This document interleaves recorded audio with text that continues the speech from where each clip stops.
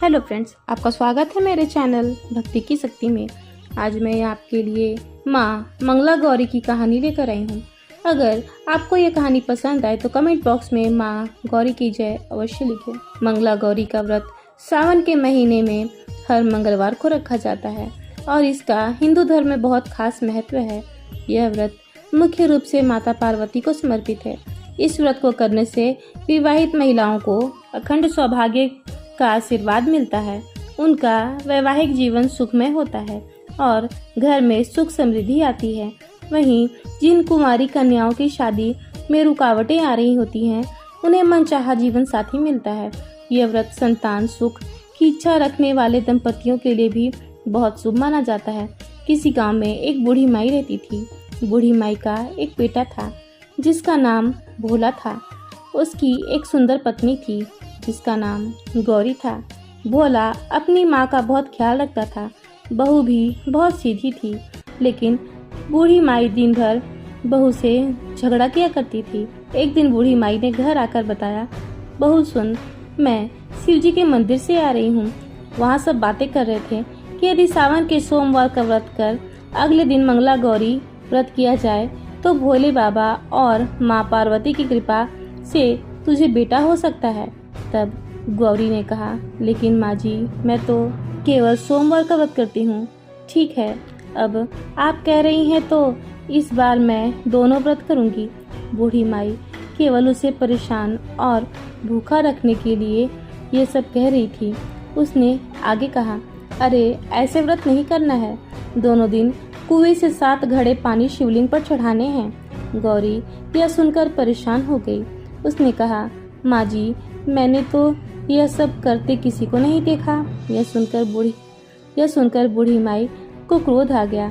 उसने कहा, मैं क्या झूठ बोल रही हूँ? यह केवल संतान प्राप्ति का उपाय है जो तुझे करना ही पड़ेगा। यह सुनकर गौरी चुप हो जाती है।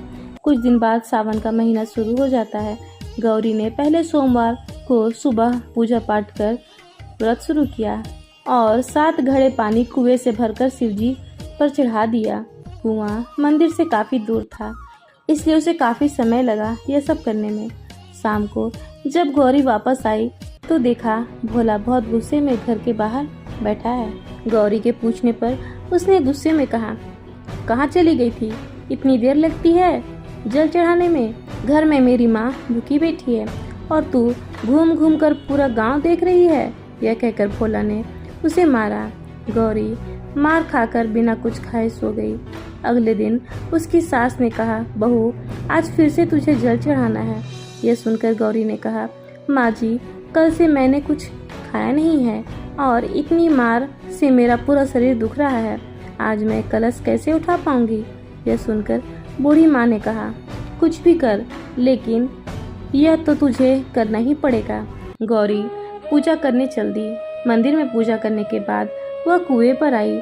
बड़ी मुश्किल से उसने पहला कलश भरा और चल दी, लेकिन कुछ दूर चलने पर वह गिर पड़ी और उसका घड़ा भी टूट गया। गौरी एक पेड़ के नीचे बैठकर रोने लगी। तभी वहाँ एक साध्वी आई। उसने कहा, बेटी, क्यों रो रही हो? गौरी ने रोते हुए सारी बात उसे बता दी। उसकी बात सुनकर साध्वी ने कहा, बेटी, तू एक काम कर, 1 लोटा जल का ले और उसमें से 7 बार थोड़ा थोड़ा शिवलिंग पर चढ़ा देना और घर जाकर अपनी सास से कहना, मैंने जल चढ़ा दिया है। गौरी ने कहा, लेकिन यह तो झूठ होगा और मेरा मटका भी टूट गया है। तब साध्वी ने कहा, यह ले लोटा, इसमें जल भरकर चढ़ा दे और इसे घर ले जाना, लेकिन छिपा कर रख लेना। गौरी ने ऐसा ही किया। दोपहर को वह घर पहुंच गई। बूढ़ी माई के पूछने पर उसने वही बात बता दी जो साध्वी ने बताया था। शाम को माँ मंगला गौरी की पूजा का उपवास पूरा किया। इसी तरह 2 मंगला गौरी व्रत पूरे हो गए। लेकिन जब तीसरे व्रत की बारी आई तो बूढ़ी माई चुपचाप गौरी के पीछे गई। उसने सब देख लिया। बूढ़ी माई ने घर आकर अपने बेटे को सब बात बता दी। भोला ने गौरी को मारने के लिए जैसे ही हाथ उठाया, माँ पार्वती प्रकट हो गई। उन्होंने कहा, रुक जा भोला। यह सुनकर भोला रुक गया। बूढ़ी माई माँ पार्वती के पैरों में गिर गई भोला भी माफ़ी मांगने लगा। माँ पार्वती ने कहा, माफ़ी मांगनी है तो इससे मांगो जो तेरे और तेरी माँ के जुल्म सहकर भी पत्नी धर्म निभा रही है। भोला ने गौरी से माफ़ी मांगी। बूढ़ी माई ने कहा, बेटी मुझे माफ़ कर दे, तुझे परेशान करने के चक्कर में मैंने यह सब कहा था। गौरी ने कहा, माँ इस संसार से मेरा मन भर गया है, आप मुझे अपने साथ ले चलिए। पार्वती माँ ने कहा, ठीक है, आज से तू मेरी कृपा से जंगल में एक आश्रम बनाकर भक्ति करेगी, लेकिन इन दोनों को सजा मिलेगी। गौरी ने कहा, माँ इन्हें माफ़ कर दीजिए। यह सुनकर माँ पार्वती ने कहा, आज तुम्हारी बहू के कारण तुम्हें जीवन दान मिला है, जाओ इस लोटे को रख लो, तुम्हारे परिवार में कभी अन्न धन की कमी नहीं होगी, लेकिन मैं अपनी बेटी को साथ ले जा रही हूँ। माँ की कृपा से गौरी ने एक आश्रम बनाया जिसमें बहुत सी स्त्रियाँ जो घर में दुखी थी आकर भगवान की भक्ति करने लगी। जो महिला उपवास का पालन नहीं कर सकती वे भी कम से कम पूजा तो करती ही हैं।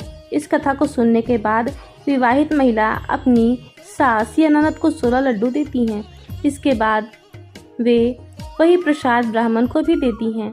इस विधि को पूरा करने के बाद प्रति 16 बाती वाले दिए से देवी की आरती करती हैं। व्रत के दूसरे दिन बुधवार को देवी मंगला गौरी की प्रतिमा को नदी या पोखर में विसर्जित कर दी जाती है। अंत में माँ गौरी के सामने हाथ जोड़कर अपने समस्त अपराधों के लिए एवं पूजा में हुए भूल चूक के लिए क्षमा मांगनी चाहिए।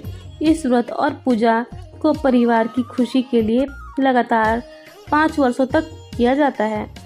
अतः शास्त्रों के अनुसार यह मंगला गौरी व्रत नियम के अनुसार करने से प्रत्येक मनुष्य के वैवाहिक सुख में बढ़ोतरी होकर पुत्र पौत्र आदि भी अपना जीवन सुख में गुजारते हैं। ऐसी है इस व्रत की महिमा। मंगला गौरी की व्रत पूजा विधि।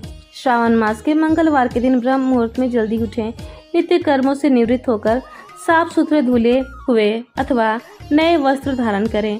माँ मंगला गौरी का एक चित्र अथवा प्रतिमा लें, फिर माँ के सामने संकल्प लें, मैं अपने पति पुत्र पौत्र उनकी सौभाग्य वृद्धि एवं मंगला गौरी की कृपा प्राप्ति के लिए इस व्रत को करने का संकल्प लेती हूँ। इसके बाद माँ मंगला गौरी के चित्र या प्रतिमा को एक चौकी पर सफ़ेद या लाल वस्त्र बिछाकर स्थापित किया जाता है। प्रतिमा के सामने एक घी का दीपक जलाएं। दीपक ऐसा हो जिसमें 16 बातियां लगाई जा सके। माता की पूजन के पश्चात उनको सभी 16 वस्तुएं जिनकी संख्या 16 होनी चाहिए, 16 माला, लौंग, सुपारी, इलायची, फल, पान, लड्डू, सुहाग की सामग्री, 16 चूड़ियाँ तथा मिठाई अर्पण करें। इसके अलावा 5 प्रकार के सूखे मेवे, 7 प्रकार के अनाज आदि चढ़ाएं। पूजन के बाद मंगला गौरी की कथा सुनी जाती है। इस व्रत में एक ही समय अन्न ग्रहण करके पूरे दिन माँ पार्वती की आराधना की जाती है। माँ पार्वती को प्रसन्न करने वाला यह सरल व्रत करने वालों को अखंड सुहाग तथा पुत्र प्राप्ति का सुख मिलता है। जय हो भगवान शिव की, जय हो माता पार्वती की। फिलहाल इस वीडियो में इतना ही। अगर आपको मेरी वीडियो अच्छी लगी हो तो मेरी वीडियो को लाइक करें और ज़्यादा से ज़्यादा शेयर करें और मेरे चैनल को सब्सक्राइब करना ना भूलें। वीडियो में अंत तक बने रहने के लिए आपका धन्यवाद।